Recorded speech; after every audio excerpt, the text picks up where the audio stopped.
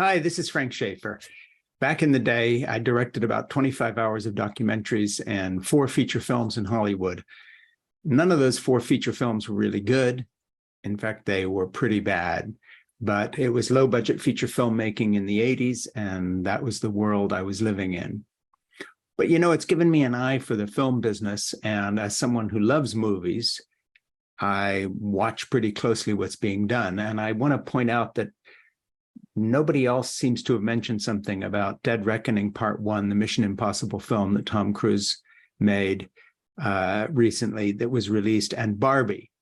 Those 2 movies have been very successful. Barbie has grossed, I think, $1 billion so far. And what do they have in common? Well, they're very heartening to me because they've both taken a stand against something that I really have come to loathe, and that is CGI and computer effects and really turning feature films into cartoons. And okay, it works for some things, but not everything. And here we have Dead Reckoning Part 1, which is probably the best action film I've ever seen in my life, certainly the best one that has been made that I remember, pushing the envelope of what can be done in action with practical sets and practical stunts. That means real, not CGI. And interestingly enough, Barbie did the same thing. And that is, they built practical sets. They did not use CGI. They built the sets, and both of the movies have a feel that we don't usually see in films these days, relying so much on CGI. The acting in both films is better because people are really doing things. They're not just against a blue or a green screen. These are not cartoon figures. These are actual people. Tom Cruise, of course, takes it to the next level by doing his own stunts. And by the way, if you want to really be entertained, go on YouTube and watch all the making of about both movies, especially Tom Cruise Dead Reckoning Part 1. I can't wait for Part 2.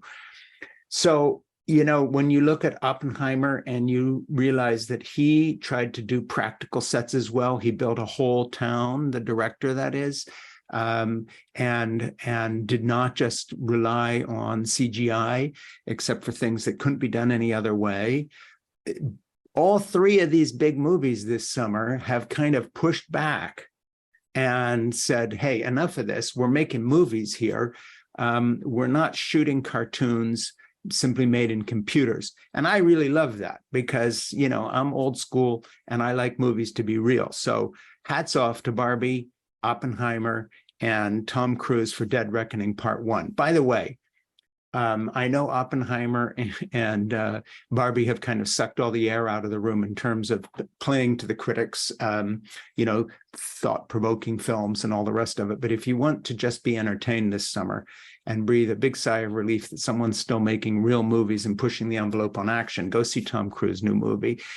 What amazed me is how funny it is. It's a brilliant comedy as well as an action picture. And as someone who loves Venice and loves Rome, Tom Cruise waited about 9 years before he made a movie in Venice because he loves that city too.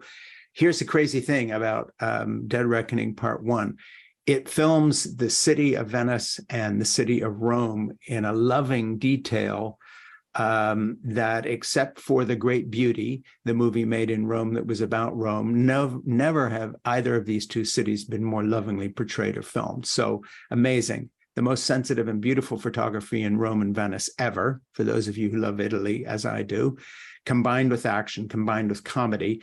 Tom Cruise has made a classic. It's getting a little bit forgotten because of Barbie and Oppenheimer being, the kind of thing that feeds the souls of critics. But I'll make a prediction, and that is Dead Reckoning Part 1. And my guess is Part 2 as well are going to kind of set a level in the same way that Blade Runner did back in the day. And became a point of reference for all films of the genre in the future.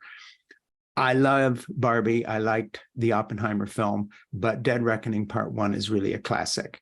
And what all 3 have in common, I just say one more time, as an old guy who loves movies, is a huge pushback. And these films use practical effects, practical sets, practical stunts. And it's quite amazing when you watch the making of Dead Reckoning Part 1, to the extent to which they went of building things that will really show what can be done if you want to make a movie and not a cartoon. My name is Frank Schaefer.